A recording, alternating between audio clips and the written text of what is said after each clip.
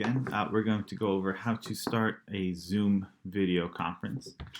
First thing, open up a new Google Chrome window, go to zoom.us, and that'll bring you to the Zoom homepage.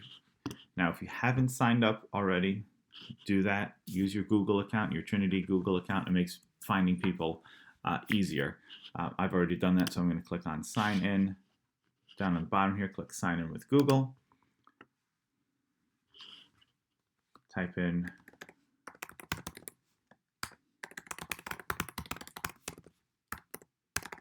my account.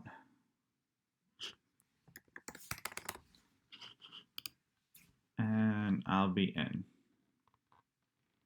So we're going to go over how to schedule a meeting. All meetings have to be scheduled in advance, which works out fine. So sometimes it'll land you on your profile. Over here on the left, click on Meetings, and we're going to schedule a new meeting. You can also click up here on the top right. So, topic, name your meeting. What is it going to be? And a description, right, if you're going over whatever it is, daily check-in, anything like that. The when, right, you can only schedule them for on the half hour. So I'm going to schedule mine for 3 o'clock, which is in 10 minutes. Duration. Zoom has a 40-minute time limit. I heard that they are extending that due to everything going on, but for right now, 40 minutes is plenty of time. All right, meeting ID, you can leave that as is. Meeting password, you're probably not going to need that. Now, the video for host, you do want the video on, otherwise they're not going to be able to see you.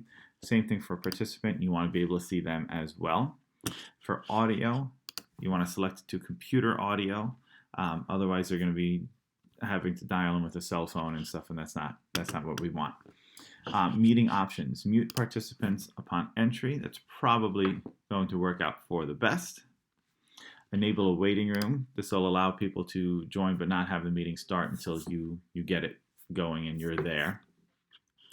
And record the meeting automatically on the local computer. This is going to be very important if you have a kid that misses their meeting and you want to be able to post it onto Google Classroom at a later time for them to be able to watch the lesson. So I'm going to hit save. And here is everything for my meeting. So there's my topic, my time, the meeting ID number, and here's the join URL. This is what you're going to want to copy and paste into Google Classroom. Just make it as a new announcement. I'm going to click right over here where it says copy the invitation. I'm going to copy it. And then if I wanted, I could go right into Google Classroom.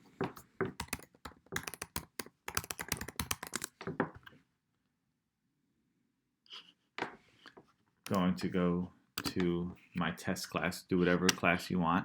And right here where it says share something with class, you don't have to go any farther than that. Then to go in and paste your invitation. And then they'll be able to click right on that link there to join the meeting.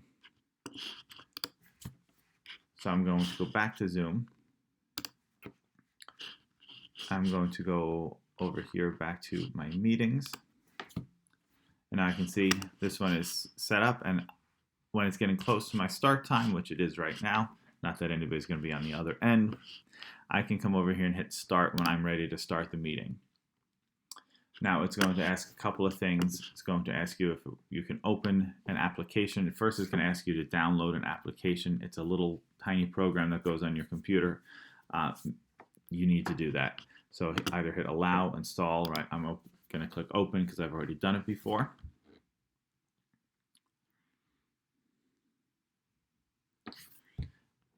And join with computer audio. That's what I want. You're probably going to get a pop-up after that. If this is the first time doing it, asking permission to use your camera and everything like that.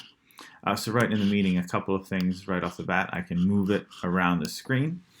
Up here in the top left, it shows me that it is recording. I can pause that at any time if you need to do that. And then down here on the bottom, now I have no participants. But if I did, they would show up over here on the right. And here's the mute all button. When you press that, that's going to mute everybody. And here's an important one. You as the host can decide whether or not people can unmute themselves. Probably not going to want to do that. So I'm going to mute everyone. Under more, there were a couple of options. Play enter exit chime. We heard that on the conference call this morning. A little chime when somebody added in. That's never a bad thing. You do not want to allow participants to rename themselves. We're asking everyone to do this with their Google account. As you can see, I have my Google icon and my name right here. You don't want the kids making up nicknames for themselves. And we have mute participants on entry, and I am not allowing them to unmute themselves. Those are all good things. That's the basics on how to start a Zoom video chat. A couple other things down at the bottom of the screen is your pause stop recording button again. This is the stop video. That will turn your camera off. And when you are done with your meeting, you hit this end meeting button. I'm going to hit that now. Do I want to keep the meeting open? That will allow everybody that's still in the meeting to continue talking. Probably not. So I'm going to hit end meeting for all. Again, as a host, I can do that. And now, because I was saving that video, you're going to get a message popping up afterwards that is converting the meeting recording into a video. That, again, can be later posted, and I'll do a how-to on how to post a video in a little while. All right, and I'm going to end the video as soon as we save this video recording, because we're going to want to be able to post this later. So, save my recording at. This is where you want to save it on your computer. I'm going to send it right to my desktop.